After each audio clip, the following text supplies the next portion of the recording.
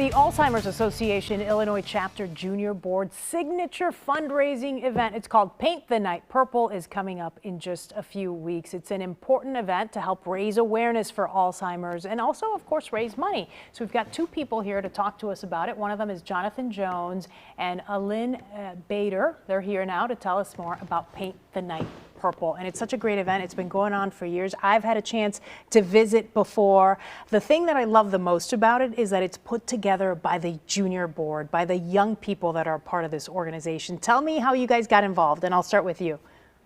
I got involved a few years ago. Okay. I reached out looking for ways to give back and volunteer after I lost my mom to the disease.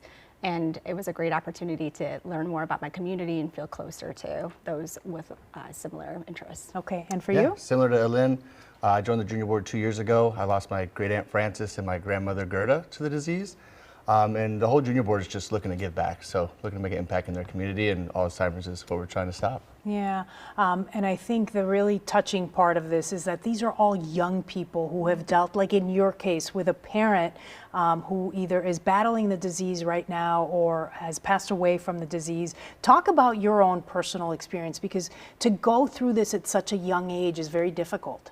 Yeah, it was very unexpected, to say the least. I took a lot of testing, a lot of patience. I was my mom's primary caretaker. And how old were you at the time when she started showing symptoms and signs? That's the tough part. She was probably masking for a long time, so it's hard to know exactly when it started.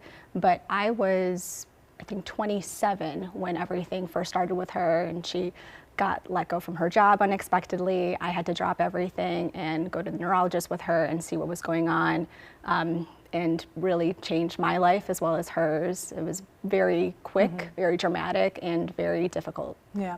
When was the first time, what do you remember about the first time she showed a real definitive sign that, okay, this is Alzheimer's?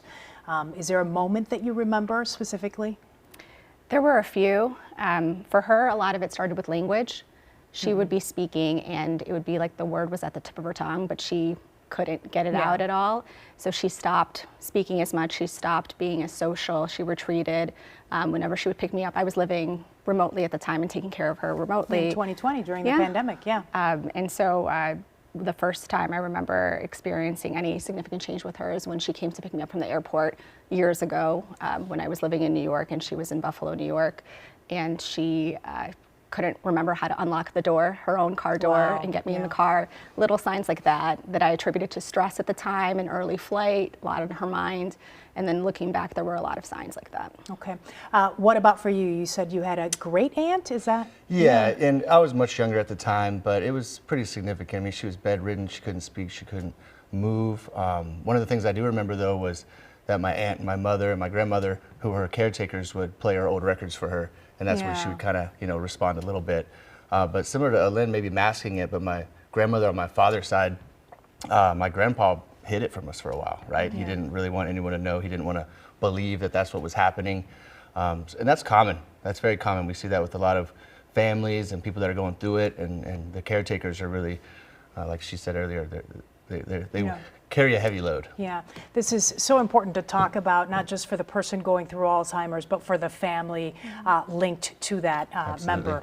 So I want to talk about the organization and the event that you've got coming up. So Paint the Night Purple, it's a day to celebrate, but a day to also raise dollars. So tell me, when is it happening? Yeah, February 21st, Friday. It's going to be at Morgan Manufacturing in the West Loop. I call it a party for a purpose, right? We're there to raise money for research and awareness for Alzheimer's. There's going to be over 500 people there, a live band that's going to bring the energy all night long, silent auction table with a bunch of great prizes. And then we even have Dynamic Hospitality Group, which is a huge hospitality group here in Chicago. Think about Bar Sienna, Fioretta. They're going to be serving some food there as well. So we're really excited about it. And it's a way for all of you to build connections and connect with each other. Absolutely. Okay.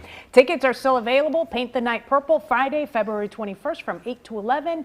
Morgan Manufacturing, that's where it'll be held, 401 Morgan Street. Thank you so much to the both of you. Thank you for coming in. Thank you very much. Ben.